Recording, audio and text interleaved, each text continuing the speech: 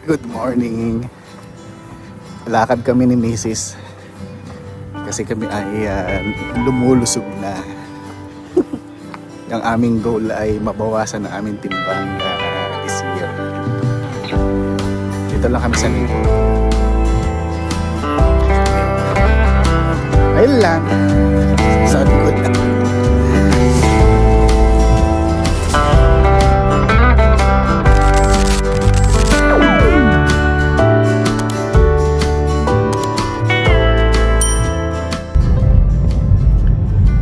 Ayun, bumiyahe ako kanina. Actually ngayon, nag-drop ako ng pasahero sa Sacramento Airport. Ayun. Ano ba ngayon? Foggy ngayon, umaga. Pabalik na ako ng bahay. Nag-online ako ng Uber kanina around 6:30. Tapos yun, sakto naman may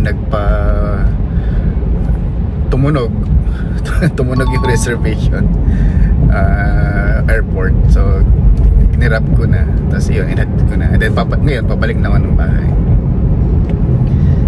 Ayun. Ano naman, okay naman ang Uber dito sa Folsom area, kasi most of the time ang pasahero ko mga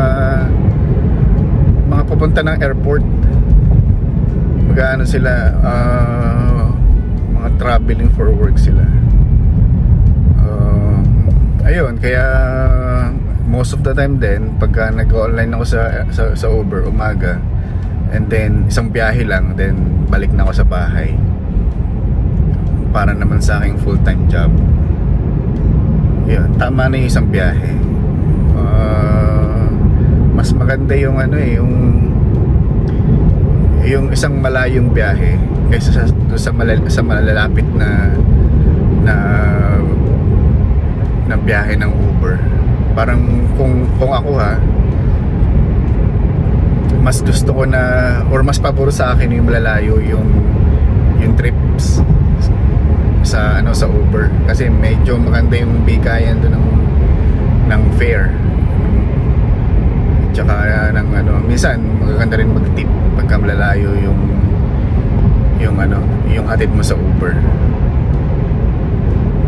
Saka sa umaga hindi rin masyadong traffic.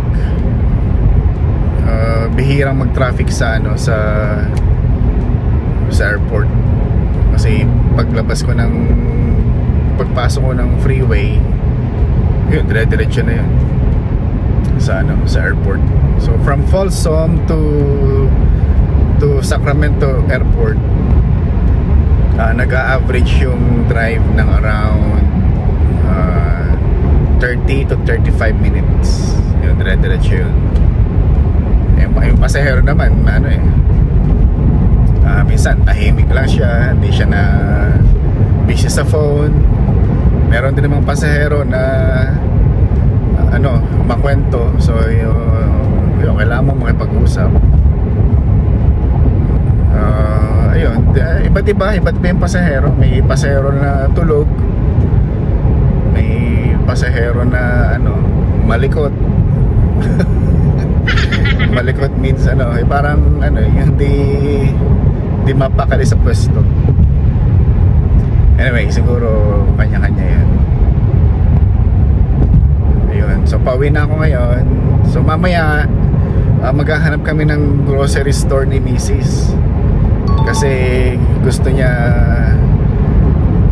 medyo malapit na Asian store sa bahay, kasi as of now pag kailangan namin ng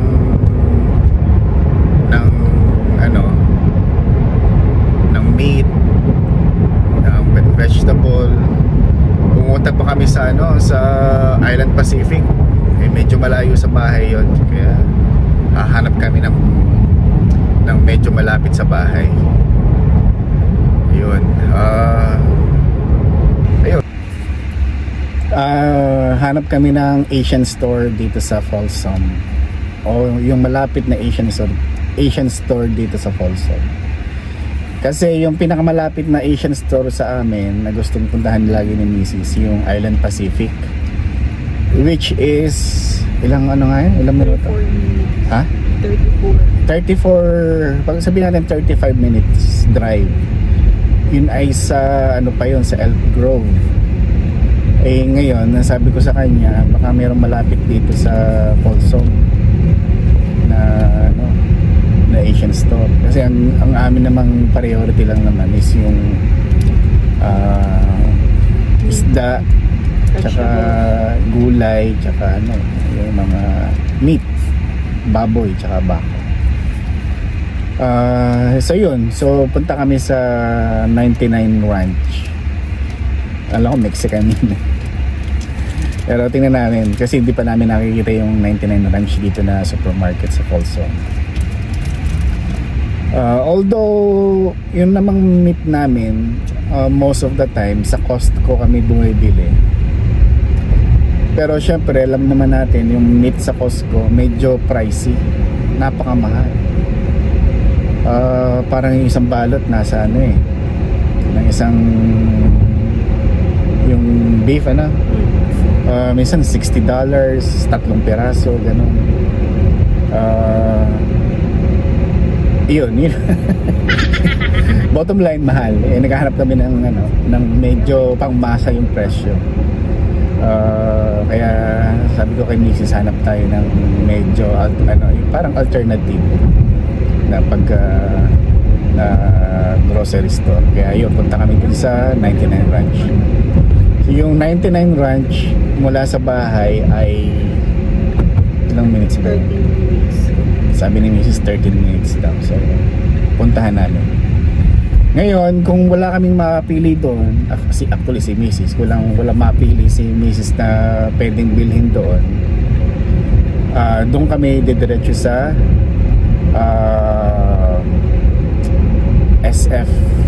SF Supermarket sa Rancho Cordova. Yun naman mula sa amin 20 minutes. Medyo malapit ng konti compare sa Island Pacific sa Elk Grove. Okay?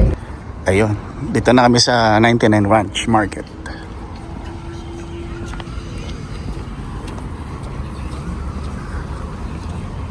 Saan ba ang entrance nito? Dito?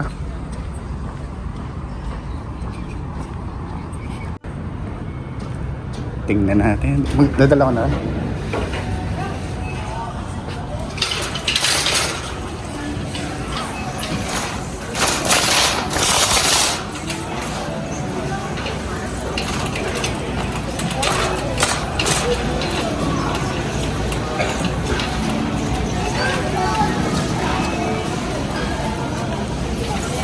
Di ba Korean to, Han?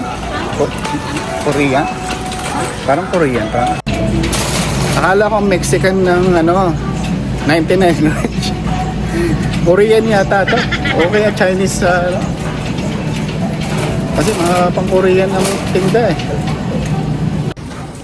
Nakakita si Mrs. dito ng mangosteen, no? $11.99. Ganito karami. Mahal. Peach.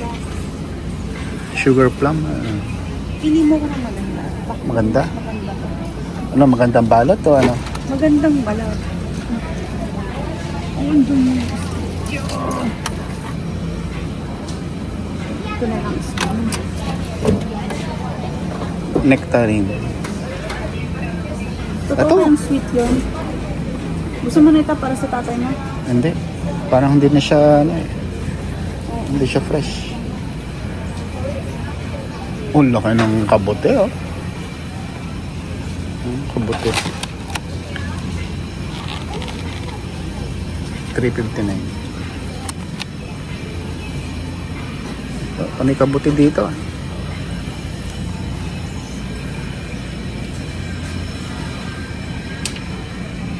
Nakakain ka kaya ito?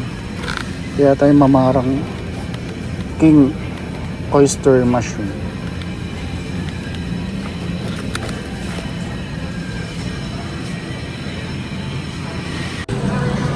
Ano nga ito? Korean pala itong 99 Ranch. Korean supermarket. Ano eh? So binabawi ko na, hindi pala ito Mexican. Korean pala.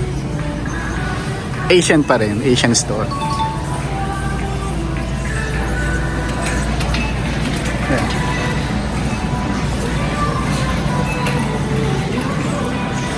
Ayan, ito ng gulay.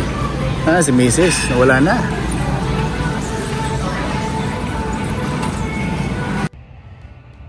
At tapos na kami ni Mrs. mag grocery dito sa 99 Ranch. So, I stand erected. Corrected. Hindi pala siya Mexican.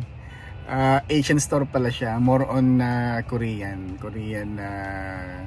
groceries. And bibili sana kami ng mangustin. Kasi nakalagay doon $11.99 eh. Yung pala $11.99 per pound. So yung total nung isang bungkus na yon is $25. Eh sobrang mahal sa ano? 8 pieces. Oo, pangmayaman niya. Oh shit! Oh shit! So binalik na hindi na namin binili. Napaibig lang. Eh, sabi nga ni Mrs. kung merong per piece, pwede pa. Pero yung ganong kadami, $25 na, cannot be. Hindi naman ganon kaya necessity. So yun, pero nakabili kami ng meat, pork, gulay, ano pa ba? Ano bilhin natin? Chips. Yun, chips. Hindi man ganun karami yung binili kasi nakapag-grocery na kami nung nakaraang weekend eh. Ayun, so nagustuhan ni Mrs. tong 99 Ranch kasi ano siya, Asian store. Marami ring choices. Mura yung meat niya. And then malinis din yung lugar. So, may buto-buto. May buto-buto daw. Maraming prutas, maraming vegetables. Marami rin siyang kung mahilig kayo sa mga Korean products, sobrang dami ng mga Korean items na grocery stuff. So, ano pa ba? Meron din sila doong parang maliit na ano ba yan? Yung mga luto na. Meron silang yung cook na pagkain. So mamimili ka na lang.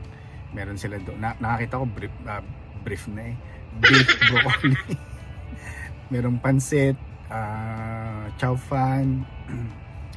Marami. Meron din ako nakitang ribs doon eh. May ducks din, ano yan? Peking duck yata tawag doon. So, pero hindi na kami bumili. Pero meron doon style seafood city rin. Ayun. Okay. So, yun lang. Pauwi na kami. And then, next time na lang kami pupunta sa SF store sa Rancho Cordova. Kasi na din humahapon na rin. May dilim na. Ayun. Okay. Thank you again sa panonood and please keep on